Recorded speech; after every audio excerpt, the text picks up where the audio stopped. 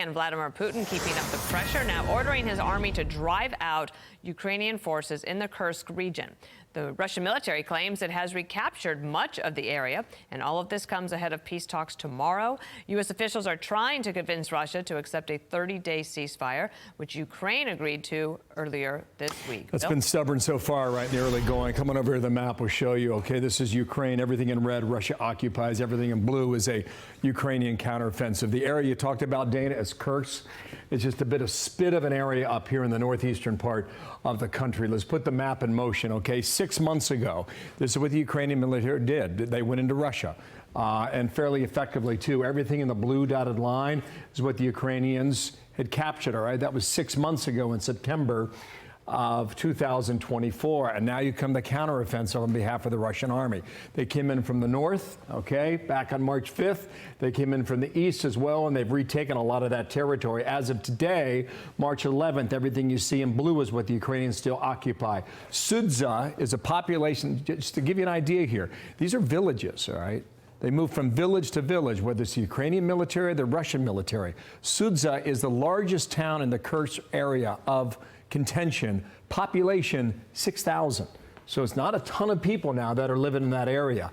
I mentioned everything in blue is what the Ukrainians have recaptured. Everything in red is what Russia holds today. And what is the comparison for that geography? If you were to take this area and transpose it here in the United States, some of our biggest states like California, Texas, Florida, throw in Wisconsin, Michigan, Pennsylvania, and New York, those 7 states are the equivalent of the area that the Russian military has occupied. So somewhat impressive, but impressive too that the Ukrainians have held on to what they have thus far. Come on back over here. We'll bring in the man with the plan. General Jack Keane joins us. Nice to see you in person, General. Yeah, great to be here. So Russia says no to the ceasefire offer. They want to recapture the area I just described over there.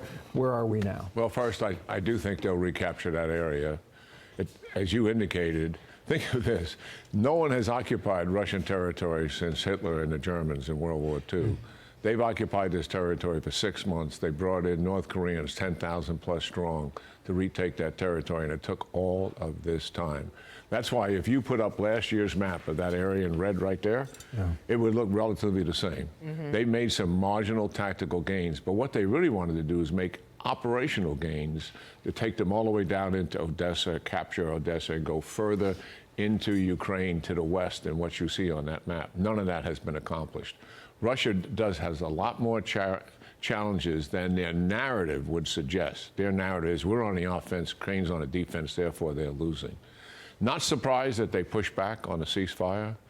I'm not convinced yet that Russia is serious about making major concessions and willing to compromise to get to a peace agreement. I think that really remains to be seen. And so what do you think President Trump's next move would be then, to pressure them more? I mean, he's threatened there could be more pressure on Russia, perhaps giving Ukraine more weapons if they need them? Yeah, well, that's an excellent point. People talk about the ball's in Russia's court. It's as much in President Trump's court as it is. Look, we punished Ukraine for not being willing to take a ceasefire. Remember, Zelensky wanted conditions first, security conditions, before he would agree to a ceasefire. And we took our weapons away from them and our intelligence. I think we should do much the same to Russia. They're not going into the ceasefire deal. The administration is talking about sanctions. I believe Trump's sanctions would be tougher than Biden's sanctions, but look, Russia has always manipulated sanctions. They normally take a while to take effect. What Putin pays more attention to is the battlefield, and your suggestion, I believe, is the right one, and that is increase the weapons, air defense systems, protect the people in those cities, long-range fires, and help strengthen Ukraine's defense. Give them mines and other things that they need. The administration's got a list of what all that is. I'm able to do that. Here's Marco Rubio. He was the one in Saudi Arabia. Watch him in Ireland yesterday. We're going to bring it to them directly. We're going to say that Ukraine is prepared to stop all battlefield activity and begin the immediate process of negotiating an enduring end to the war. And we'll see what their response is. If their response is yes, then we know we've made real progress and there's a real chance of peace. If their response is no, it would be highly unfortunate, and it would make their intentions clear. So that's kind of old news at the moment here, given the news out of Moscow. I think what you told Dana and me 3 weeks ago is something we have to revisit here. there are all these questions about why the Americans are going to Saudi Arabia and meeting with the Russians without the Ukrainians and without any European partners. And you came on TV and you said, you have to determine whether or not the Russians are serious about a ceasefire and peace.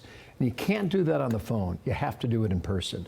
And you just said again that you're not convinced they are at that point yet. Correct? Yeah, well, the Russians are really experts at gaming us and manipulating us. And certainly Zelensky, it was uncalled for him to lecture the president about this in front of the international and American media. The point is well taken. I mean, they've blown off 25 ceasefires, as he indicated, not only in Ukraine, but in Syria. And usually when he accepts the ceasefire, what do?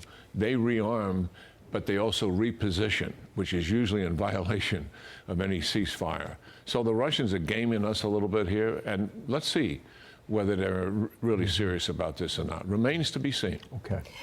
We have heard from Moscow, but not from Putin directly. And he took a trip today in his camo. He wanted to be seen, he wanted to be visible. Does that give you, based on your knowledge of his operational style, does that tell you anything about his intentions? Yeah, very much so. I mean, he's using this as leverage. This is his first visit to this Ukraine-occupied territory. Obviously, he's in the Russian piece of it. He knows he's going to get international coverage of that visit. He's getting it, and he wants to use this as leverage going into the ceasefire negotiations. General, thank you so much. Yeah.